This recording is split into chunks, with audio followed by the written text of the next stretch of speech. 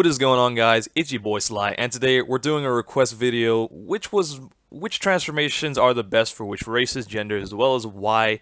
So without further ado, let's get right into the breakdown.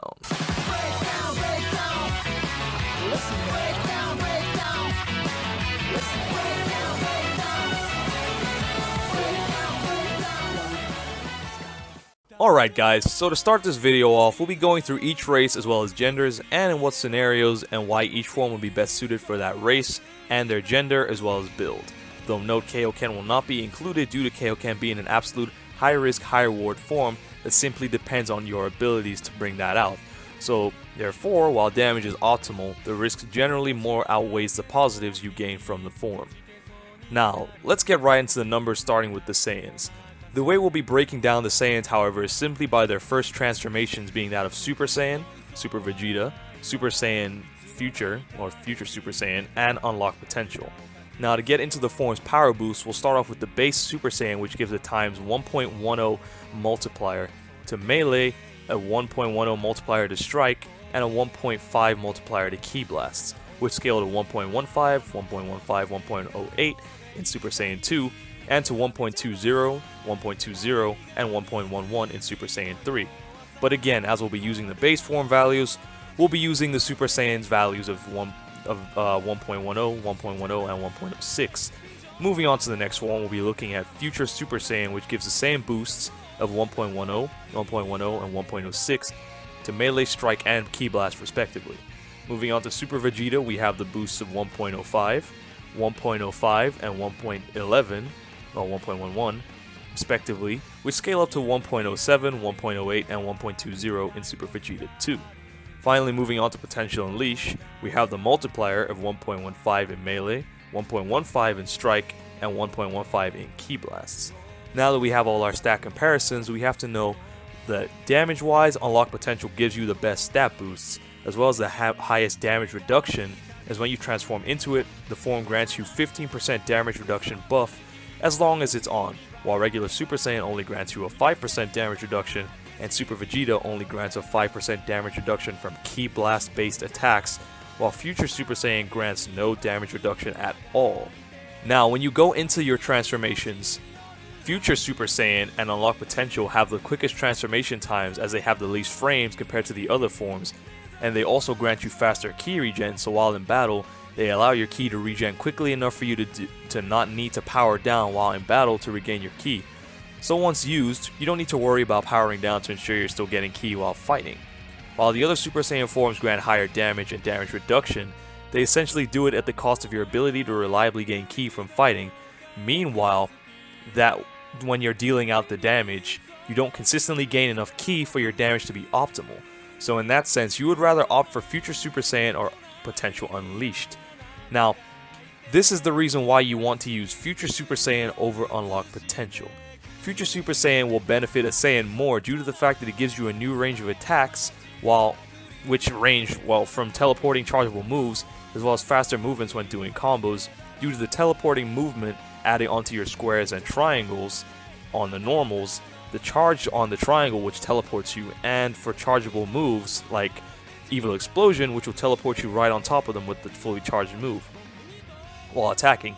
So for that reason, it gives you a new set of movement and possibilities as well as capabilities, which is why I would say if you're looking for more of a consistent fight, you either want to opt into Future Super Saiyan, which only costs 300 ki, or Potential Unlock Potential, which costs 500 ki, but doesn't offer you the new range of mobility, but does offer you more damage and resilience. I would say this applies to both male and female Saiyans, however. With humans, there isn't really much to break down. It's either you choose the range from the Nimbus Cloud, or the stat boost from Unlock Potential with the added resilience.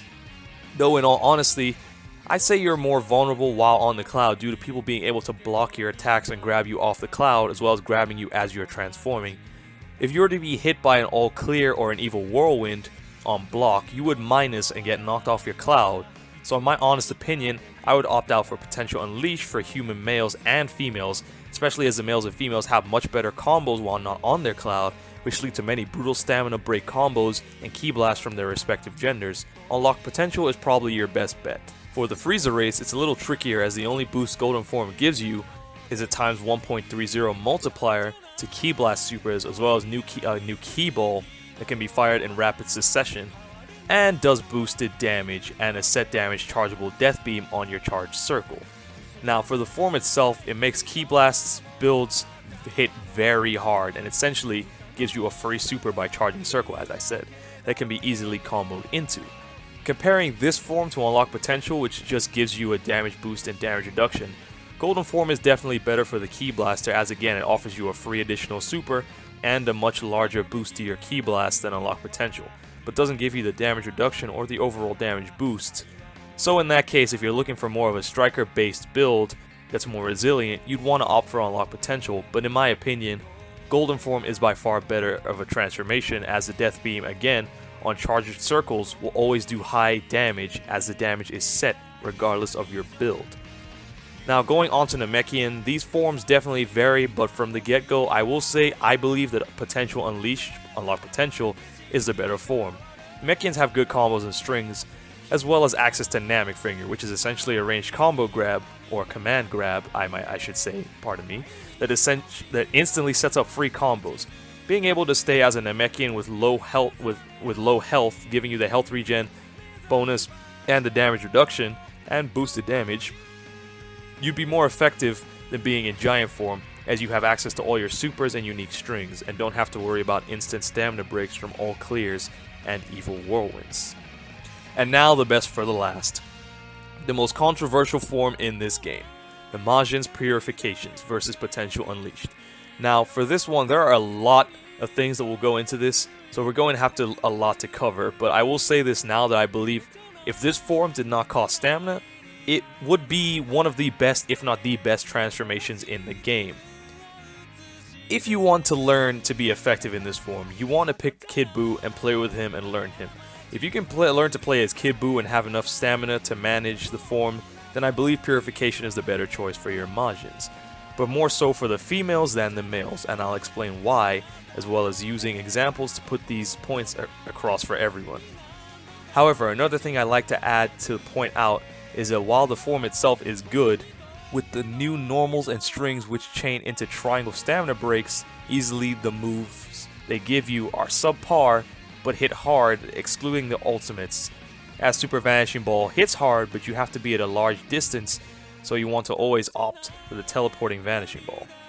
When attacking, the Majins gain 2 new attack animations and movement akin to that of Saiyans, as if you press square you roll in a ball which gives you a frame of invincibility and dashes you into them as you punch, and with your triangle now giving you a free aura dash that dashes you into them, with another input giving you the ability to dash behind them.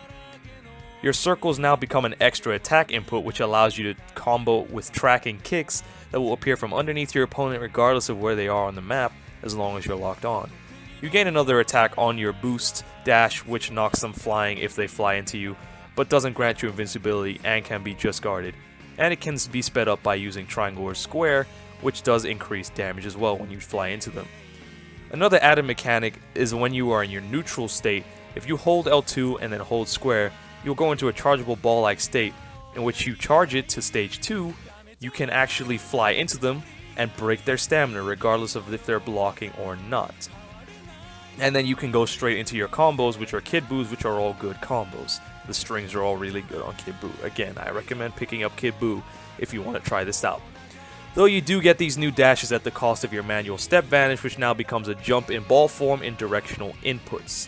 The stamina drain is to balance out just how good this form actually is, but it affects the form too much that it becomes hard to manage, which is why if you were to use a female Majin with low stamina, you could reliably use this form and let your stamina break to have a free stamina reset, which is not only good for you because it'll keep your stamina pools high, it means that you can trade out their strings for Kid Buu strings, which is why this form is best for a female Majin as opposed to a male Majin, who should probably opt for Unlock Potential.